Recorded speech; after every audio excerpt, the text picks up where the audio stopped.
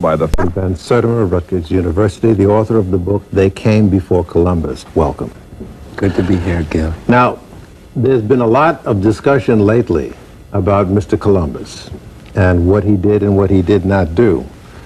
But your research that you've expounded on in previous programs as years going by, your thesis is older, that our presence in this hemisphere preceded the enslavement period, that there was another period where Africans came.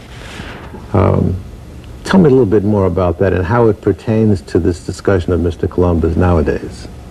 Well, the first thing that we have to understand is that to assume that Columbus was the first to make contact with the Native Americans is something that does not take account of any of the evidence, including the evidence of Columbus himself. Columbus was the first person to suggest there were Africans in America before him. He actually says in the journal of his second voyage that when he was in Haiti, the Native Americans there told him that black-skinned people had come in large boats from the south and southeast trading in gold-tipped metal spears. Columbus actually sent back samples of these gold-tipped metal spears back to Spain. They were assayed, they were inspected by metallurgists in Spain, and the Spanish metallurgists showed that they were identical with spears being forged in African Guinea. Of 32 parts, 18 were of gold, 6 of silver, and 8 of copper, just like the spears in the Caribbean. The words that were used by the people in the Caribbean that Columbus met in Haiti were identical with the words used in Africa all along the Atlantic coast, a range of words used for these spears. Are there a lot of writings from Mr. Columbus, by Mr. Columbus, that survive? How do you know that he wrote? Oh, yes. Columbus made up a lot of things, but he wrote quite a lot. I mean, he made up a lot about his background, even his name, etc. But there is no question that he wrote he had at least 4 of his 4 major voyages.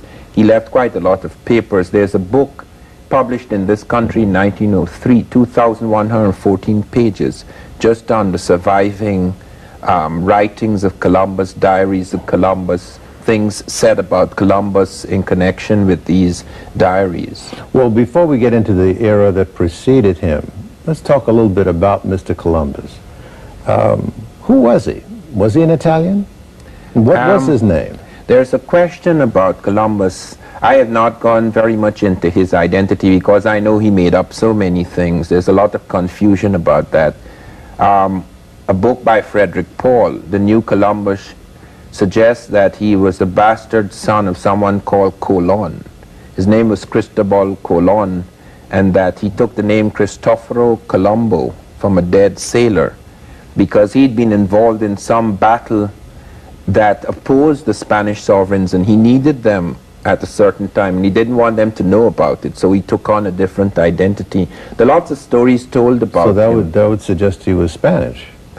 Colon? Yes. He wasn't Italian, but I don't want to say he was Spanish because I'm making it quite clear there's a lot of confusion about his identity. And I have not been very much involved in that because my great concern has been to show that most people who are opposed to this thesis of an African connection with America are opposed because they assume that Europe was in advance, always in advance of other peoples, and that the reason why Columbus could sail and make contact first was because of the advance in their shipping. What we know now in 12 disciplines, Columbus, by the way, was not the only person to note these blacks. There are at least a dozen Europeans who noted them, in that within the first 50 and 100 years, seeing them in places where they had not been. There's a whole range of them. Peter Martyr, Vasco Nuñez de Balbo in 1513, finding blacks among the Native Americans. And he actually asked these people, where did these blacks come from? And they said, we don't know, but they're a large settlement nearby. Just a bit more about Mr. Columbus because there's so much discussion. To the best of your knowledge, what was the premise of his voyage? Was it exploration or was it exploitation? What Columbus hoped to achieve, you see, is that a lot of excitement had developed in Europe about the voyages of Marco Polo. about the riches of India, etc. And to get a route to the rich Indies would be a great achievement. But he assumed that because the world was wrong, and that was not his idea. The Moors had made that quite clear, that the world was wrong, and that if you go far to the west, you end up in the east. He assumed that you could go to the west and end up in India. And he was so convinced of that, that although he landed on the edge, on the little islands on the edge of America, he did not know it was a new continent. He assumed he was off the edge of Asia. Even if he had doubts, he sent his notary, Fernando Perez de Luna, among the ships and made every man sign a document he was off the coast of Asia. And he threatened his men. If there were common sailors and they were to go back home and say that they had not been off Asia, they would be whipped, and they would have their tongues cut out.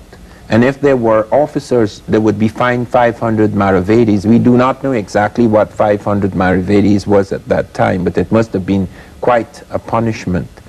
So Columbus had to convince the Spanish that he had got to the Indies. And however, something happened which he did not expect.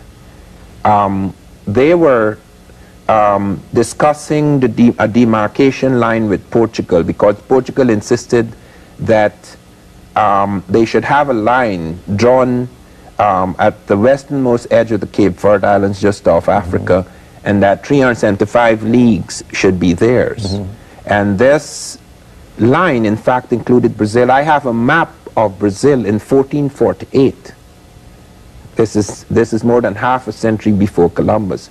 A map that was drawn on knowledge gained from the Moors. This is known as the Andrea Bianco map. So that, you see, the whole approach was that here we are, this is a great adventure, this is for wealth, etc. To hell with the people. I mean, the people were treated in the most awesome manner. Hands were cut off if they didn't pay the tax. I mean, the most incredible massacres. And Columbus was the first person to actually initiate slavery, because he actually took half a dozen Native Americans with him back to Spain. And people are under the assumption, oh, these natives, they were so stupid they thought the whites were gods. That is not the case. He left a fort in the Caribbean after his first voyage, and every man in that fort was slaughtered when the natives realized that that these people were vulnerable. There are all sorts of things in that situation, but Columbus was absolutely heartless when it came to dealing with the natives. Even when they were kind to him, and he recorded in his diaries how generous these people were, he was so determined. The profit motive was so great, he was so greedy, that it didn't really matter. I mean, people became nothing.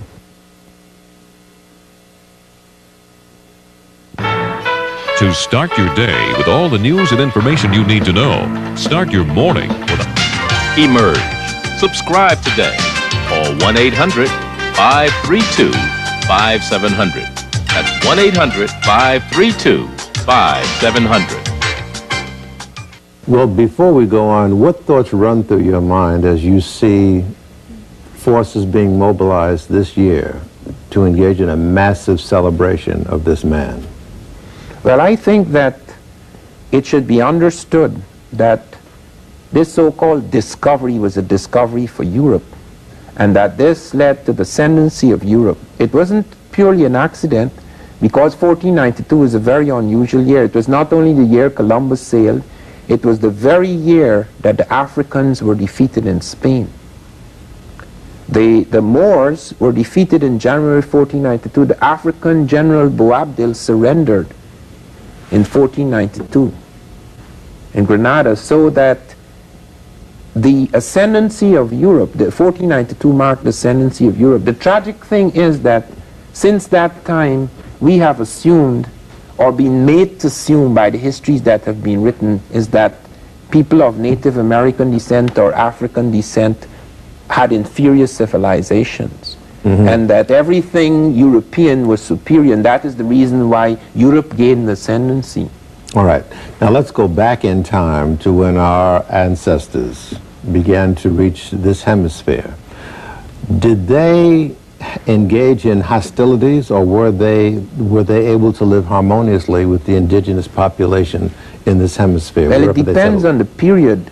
In such a short time, I could only touch on the late 14th, 15th century period. Well, when did it start? It started much earlier from different Africans, okay? Because we have evidence in pre-Christian times of Africans entering certain parts of Mexico and South America.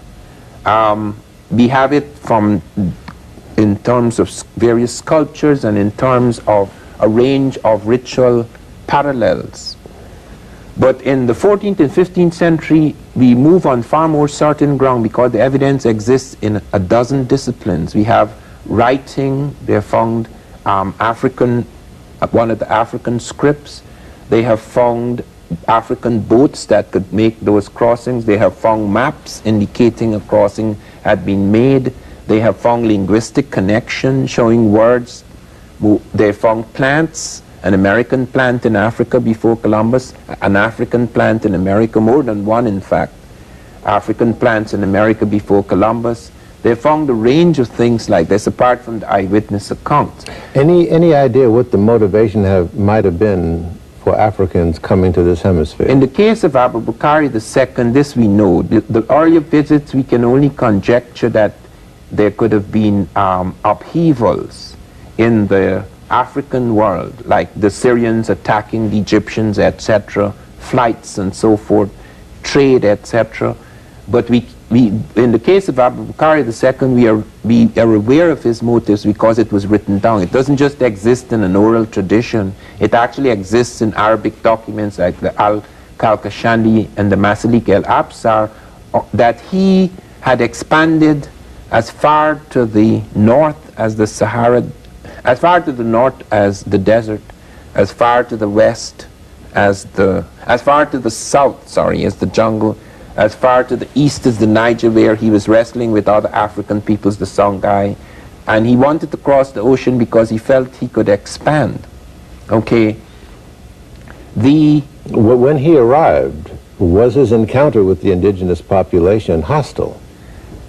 Only in one instance we are aware of hostilities developing, because when strange people enter new territory, the natives might accept them or might not accept them, and hostilities can arise, at least initially. We have cases where fights actually developed in Panama between black Africans and Native Americans. What I'm getting at is, was his motive in coming to these shores the same as Mr. Columbus? No.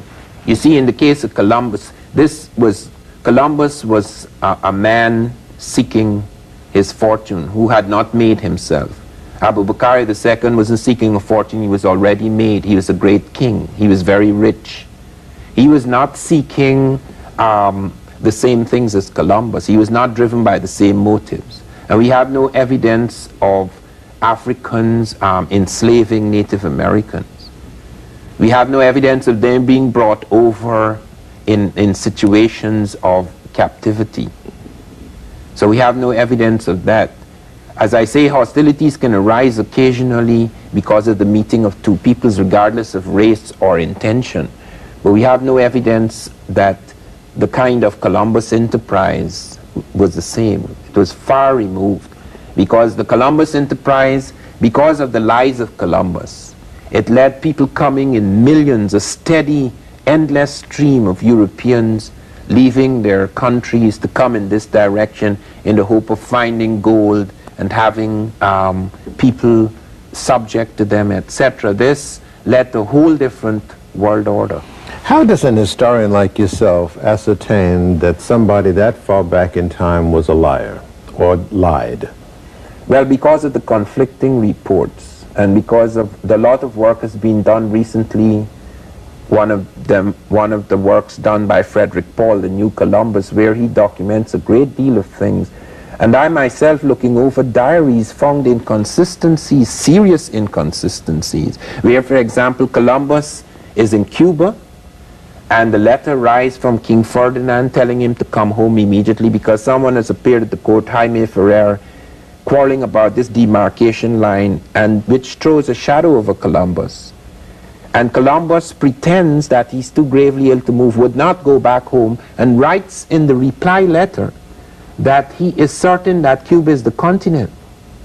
Now we know that that is a lie. We know that's dishonesty because I found an earlier letter he wrote 6 months earlier in which he tells a friend that he's certain Cuba is an island because the natives who lived there for centuries have told him so and they could circumnavigate it. You find lies also about South America. When he's sent on the third voyage, he's given 6 ships and 3 are sent down to find this landmass that they hear the Portuguese are talking about. Columbus lands on the landmass, does not come off the ship. Every time we have friends over for a, should we say, little get-together, we reach for the tower. Tower. And he claims that South America is an island. He claims that Cuba is the continent. Now obviously, and since there are things that indicate that this is not so, I mean, surely he could be wrong about the New World. I mean, he could be wrong about this being India. He could have made a mistake. He could have thought he was off Asia. You could excuse that. But there are certain things you cannot excuse. You see, the man is deliberately involved in deception because he wanted the Portuguese to gain control of that landmass to the south. Because I actually found the letter he wrote one of his sons, Diego Columbus, in which he tells him that Vespucci is about to appear in court, have him do this and do that. The man would do anything for me. In the regular history, it looks like, hey, Vespucci is the rival. He is trying to fill his hand by allowing the Portuguese to enter Brazil and keeping the Spanish out. Well, why didn't he land on the landmass? Why did he stay on board his ship?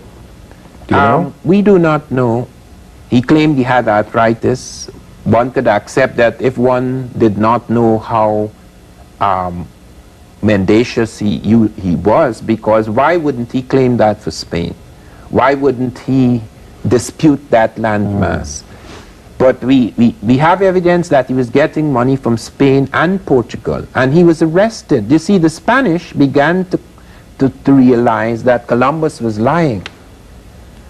He and his brother Bartholomew, some people claim that was his uncle, most people think it was his brother, it doesn't matter, but both of them were arrested. On the 4th voyage, the Spanish allowed Bobadilla to arrest Columbus, and he was brought back in disgrace into Spain to be tried for lying to the Spanish about the lands he said he had discovered. And they claimed in court that Columbus was playing games in order to fill his hands, one hand with Portuguese money and one hand with Spanish money. He was brought back in custody. Yes.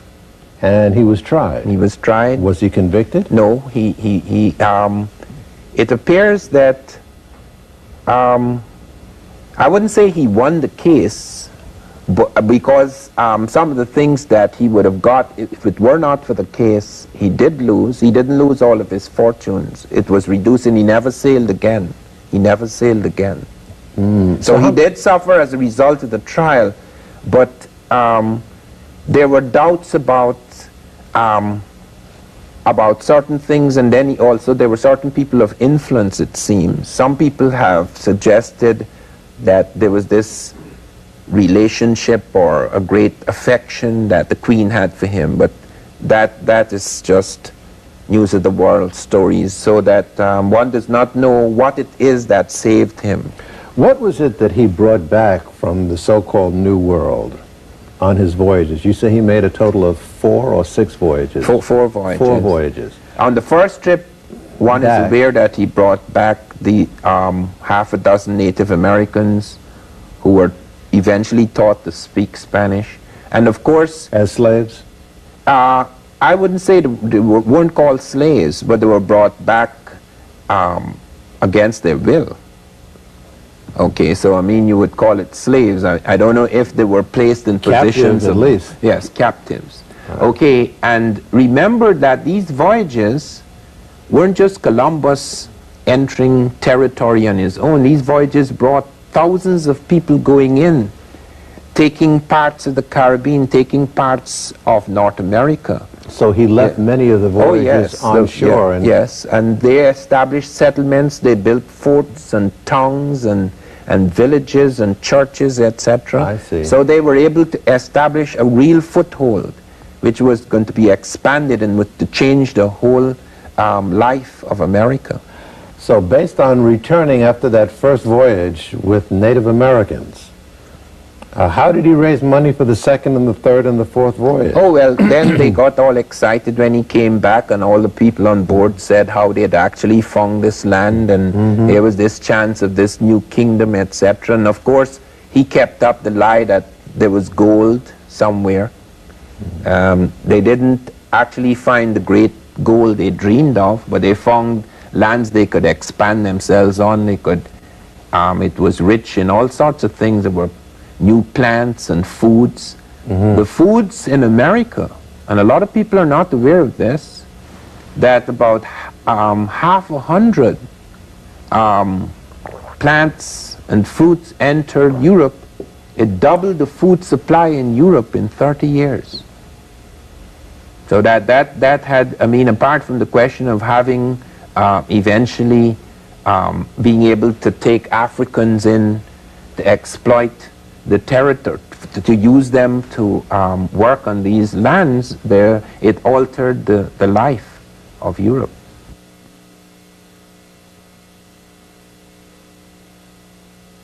I'm Gerald. All right, let's again go back in time. Do you have any ocular proof of our presence in this hemisphere before Columbus? Oh yes. There are many heads of West Africans in the latter period and their earlier heads in the pre-Christian period. Something you can show us that I can show in terms There's of our one audience? that doesn't deal with the period I've been dealing with, but which is very unusual because it has braids. And this was deliberately covered up, because this head has been, it has not been shown in public for about 50 years. It reappears. So these are braids here. Yeah, these are braids. This is a stone head. And where does this go back to? What This era? goes back to Tresapotes. It's a period before Christ, and it's found on the head, on a great stone head, a great sculpture in stone. Before Christ. Before Christ. It's found in the Olmec civilization. People have assumed that I said the Africans created Olmec civilization. I never said that. It's a homegrown civilization. It has African elements. We found it in the graves, and we found it in their ritual life and other things. Here are now West African type heads. This is in a later period, but Found before, in this long hemisphere. before. Yes, this is found at Teotihuacan, one of the great cities of America. This is in the pyramid of Teotihuacan. Where is that now? What is that area called now? It's still called Teotihuacan. Where is it, though? In Central America? It's in Mexico. Oh, in Mexico. I'm Yes. sorry. Clearly African. Yes. What else do you have? You have a map here. This, we have found this in Peru. We have, in fact, in South America, we have some of the most startling heads. This is in Peru. We have many very realistic heads in Peru, and we have one of them in which we have the descendants of black governors in Ecuador. This is definitely a brother. Yes, and that is in the Moorish period. That is 900 AD. That is long before Columbus. We have also, which is one of the most startling things, is the sons of black governors in South America. Blacks were shipwrecked in South America just a little after Columbus, because they kept voyaging even after that period. And these are the sons of African shipwrecks. Let's see if our camera can pick this up on the right-hand page. Yeah, these are Africans were shipwrecked off the coast of South America, off Ecuador, and 17 of them were shipwrecked. Every one of them became the leader of a But- province, but and this these are is- their sons. This is post-Columbus. This is post-Columbian, but why it is used is because it is not far after the coming of Columbus, and it wasn't with European help, and it shows that these trips were going on. In some cases, they were continuing. Africa, you must realize, fell into tremendous slump after Europe began to enslave great parts of Africa, and many of its centers disappeared. The reason why most of us have been made to believe that Africans were incapable of certain things is because we have not studied Africa. Even Africans do not know about Africa. Because remember that an amnesia descended on Africa and among people of African descent because of the fact that their centers were destroyed. What we've been studying is surviving peripheries. That is what has led to a tremendous amount of confusion. For example, the Smithsonian found 2 African skeletons in the Virgin Islands, 1250 AD, more than 200 years before Columbus. They found they couldn't date them because something peculiar had entered their bones, but then they found the nail in the grave. Although they were in layers before Columbus, they found the nail, and they said therefore it has to be after Columbus because Africans cannot make nails. But we have found, in fact, Africans making steel 1,500 years ago in Tanzania, and along the lakes of Tanzania and Uganda, we have found Africans smelting steel in temperatures 200 degrees higher than anything achieved in Europe until the late 19th century. In your book here, you you have some illustrations of the ship, the Kon-Tiki. Well, Got a this lot is of the attention. Ra-1. The Ra-1. The Ra-1, The Ra-1, yes. which is very important, but it is... What is the significance of the voyage that Heyerdahl made? Okay, the significance of the Heyerdahl voyage is that we found that Africans had boats before Christ, which could cross the Atlantic Ocean. The In other Ra-1 was rebuilt by Africans, the Baduma people in Lake Chad, and in 1969 they were able to cross from North Africa all the way to Barbados, using a boat that Here was it used is. long before Christ. Here it is. On the right-hand page, if we can pick that up. Okay, and what is even more important, let me close with this, Yes. is that that Lindemann and Bombard, 2 independent sailors using African dugouts and an African raft, were able to cross the Atlantic in less time than Vespucci. In fact, an African dugout crossing from Africa to America beat Vespucci by 12 days. Wait a minute. Tell me a little bit about this boat. Is it true that it was made of papyrus reeds? Yes, it's made of papyrus reed, and An exact replica of a drawing that exact- was found in an tomb and African... temple paintings in Africa, and they were able to do this. They only made one mistake. They made a mistake with the rudder because over a period of time they had changed the rudder. Yes, And and the that rudder caused- kept it buoyant. The rudder got them into trouble off Barbados, but there was something else that caused the problem. There was something attached to the deck that they cut. Okay, but they were Yes. able to cross nevertheless, and they were able to cross not only because of the viability of the vessel, they were able to cross because there are 3 currents off Africa that take you like gravitational belts from Africa to America, something which Europeans could not make use of.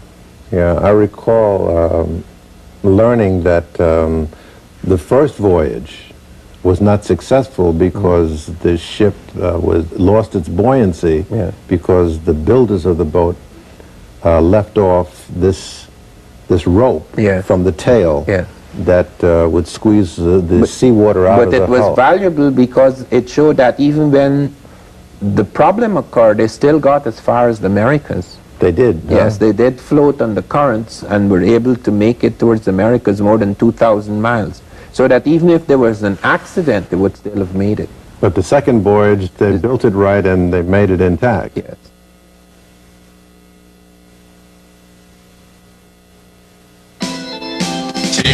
In this hemisphere, was the content of the impact that the African had on this hemisphere a positive one?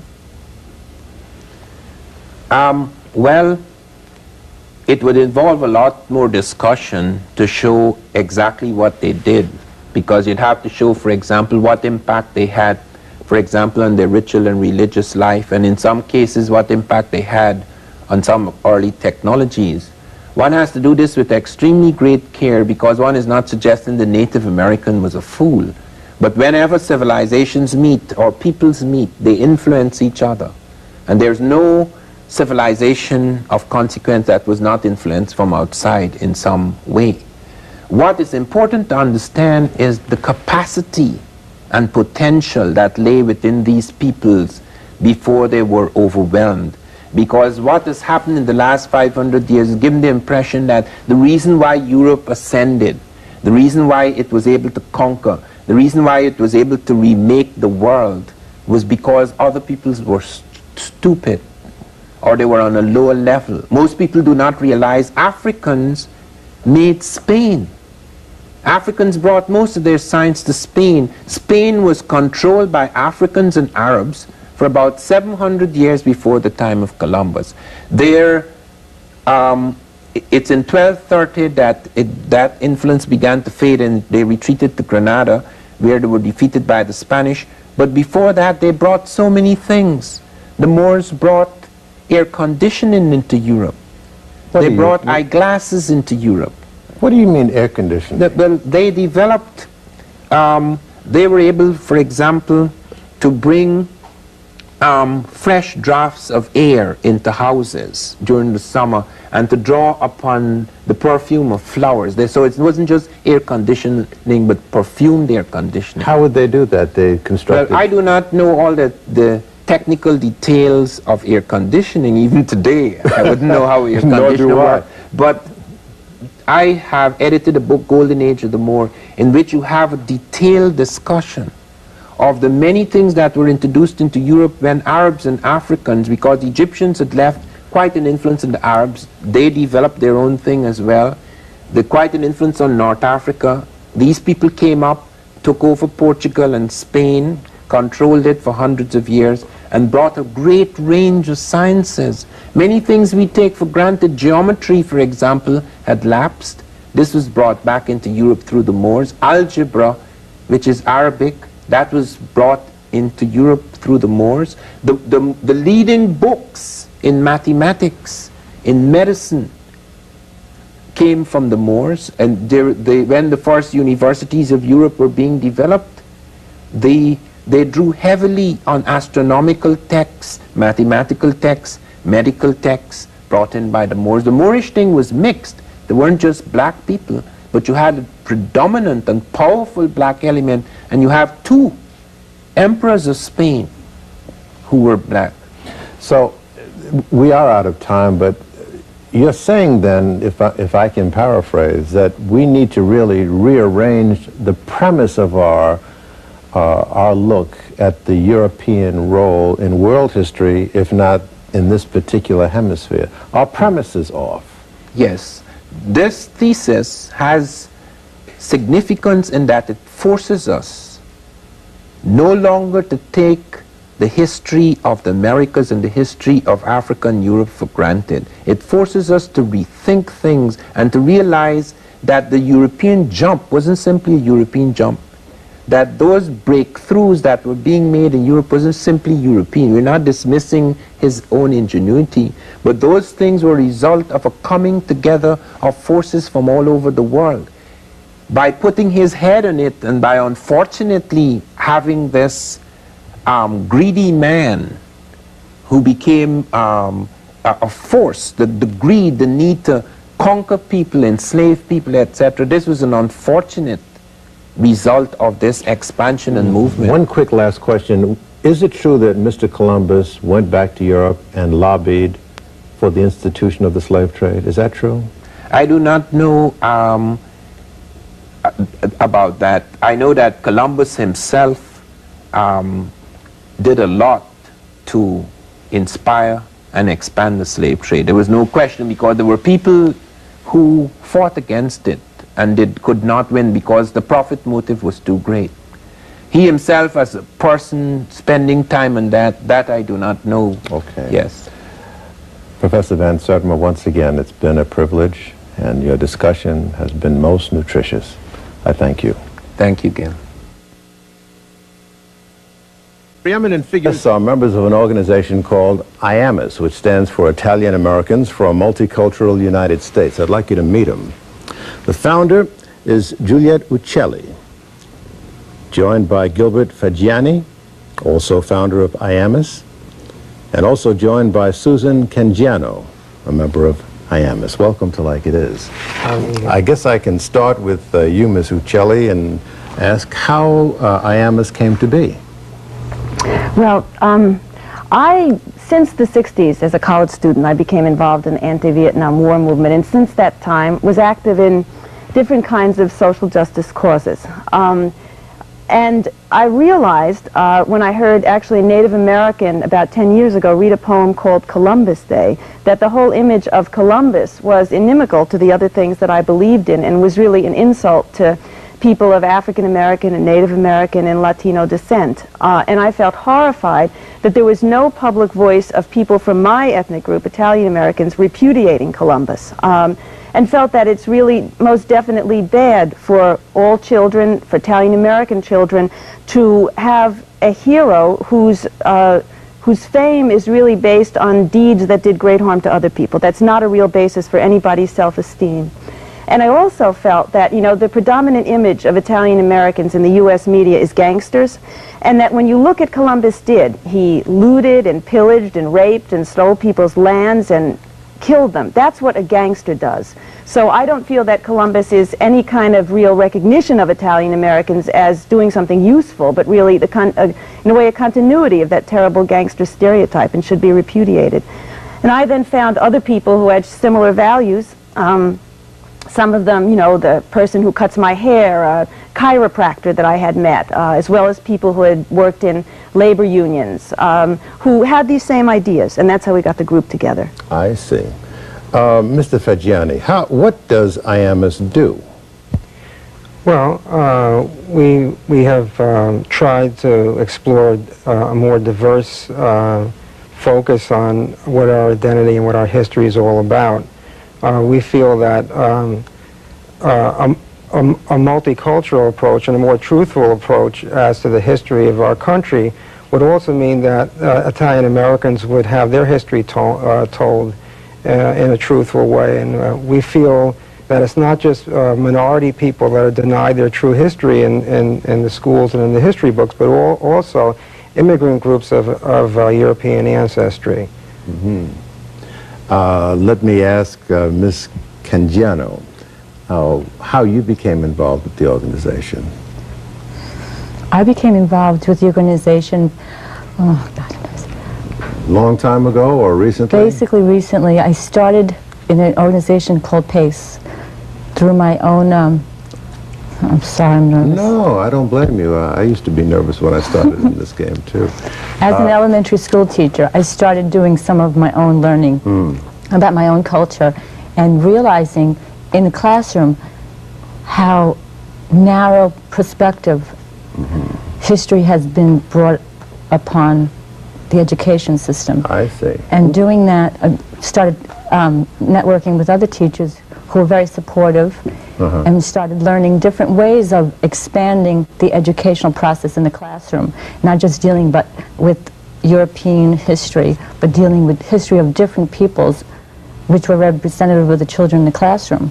And so I started seeing that my own learning in school was very narrow, and that I would not want to impose the same kind of narrow perspective that the schools offer today, most schools. I shouldn't say all schools. Well, now, what about your ethnicity, though? I mean, many of your kith and kin would say, notwithstanding what you say, you're still an Italian, and the celebration has been going on long before you were born. Why do you want to change things and mess things up? To which you might respond? It's not. It wouldn't be messing them up at all. It would be putting things in a more honest and true light of what really happened. And we as Italians, this is all we have. Why would you want to take this from us, an Italian might say? Exactly. But that is not all we have. Maybe in this society that's all that's portrayed that we have. But there is so much more richer and heroic people that are not discussed and not talked about. we have this one Italian, maybe, it's not even sure, who is representative of a very conquering, sadistic, I want to say, and a cruel person. Maybe the things that he did that were good, he brought goods to Europe that, you know, helped them survive and develop as a nation. But the things that he did that were terrible, I mean, you know, people I know don't even know the story. What they know is just exactly what the textbooks have told them. They've never done any critical thinking on their own. And when you bring up these horrible things that Columbus has done, they are horrified as much as anyone else would be. Really? And they look and say, yes, they look and say, why? Is that what you've all found among your kith and kin, that the knowledge about Columbus is scant? Yeah, actually, yes. And sometimes, see, I think if you look back when Columbus Day was really pushed for by Italian Americans in the 1930s and 40s, you know, it was a time when police would swoop down on Italian American communities and do wholesale raids with the idea of we're looking for the black hand, we're looking for the mafia. There was a lot of discrimination in employment. There was a lot of barriers to participation in citizenship. So at that point, people were desperate to say, we are Americans and one of us contributed something essential to America. Now, that was a point when there was not a lot of public debate and discussion about what Columbus did in reference to Native Americans. Now there is that public debate and discussion. So while I can understand why people did it at that time, why Italian Americans might have pushed for it, with the knowledge we have now, there's no excuse for keeping on perpetuating it. And I think, you know, I try to put out to people that I understand why people can be defensive, yet at the same time, this is not really in our interest, and try to put out some alternative Italian American figures. When was Columbus Day born? Well, there's a whole history of the lobbying for Columbus Day. The Knights of Columbus actually were started by Irish priests in 1882, and they pushed Columbus as a hero and said that he was an exemplar of what a Catholic and Christian hero should be. Beginning at that time, and at the Quadricentennial in 1892 is a heavy push for Columbus, and that's when the statue was put up with money that actually was raised by an Italian-American publisher from poor Italian immigrants. There's lobbying going on then through the 30s and 40s. However, there's also diversity in the community, which people don't talk about. For example, in Providence, Rhode Island has the largest proportion of Italian-Americans of any state in the country. There was, in the 1930s, there were workers who attacked the Columbus Day parade because the people who were leading it were supporters of Mussolini. And these workers were Democrats, anarchists, socialists, a whole mix of people who attacked Columbus Day for that reason. It didn't actually, also most people don't know that some Italians on the West Coast were interned during World War II and were released on October 12th, 1942 for Columbus Day. They were treated like the Japanese Americans? Yes, it was not as massive and they were not held as long, but there were some internments in the Northern California area in particular. So when it's a national holiday? Yes. When did that come to be? That came to be in the 1960s, much later than you would think. I don't know the exact date, but it was during the 1960s. I see. How do you argue with members of your ethnic group that say that you're being disloyal? Well, what I say is that I see Columbus as sort of the Columbus pizza mafia, Rocky kind of stereotype or tapestry of stereotypes that the mainstream pushes. That's supposed to sum up our experience as a people in this country. So I feel in some ways, aside from the moral dimensions of the question of Columbus, that it narrows who we are, because it focuses on one particular person, rather than seeing that there was a whole host of people that played very important roles in this country, politically, socially, culturally, artistically, and that I can understand. It's interesting, during the period of the 20s and 30s, that Mussolini was a very popular figure in the Italian-American community. And I think there's a similarity in that Italians were feeling, there still was the insinuation that Italians were an inferior people. There was still a lot of very negative things said about Italians in the media, and I think Italians were looking for a strong man, person or image that would sort of make them feel better, and they turn towards him. That is all the time we have for this edition, but I must say that I think it warrants us coming back next week and continuing our discussion. Thanks for being with us. Catch us next week for a continuation. Good afternoon. For a transcript of this program, send $4 to Journal Graphics, 1535 Grant Street, Denver, Colorado, 80203. To place a credit card order, call 1...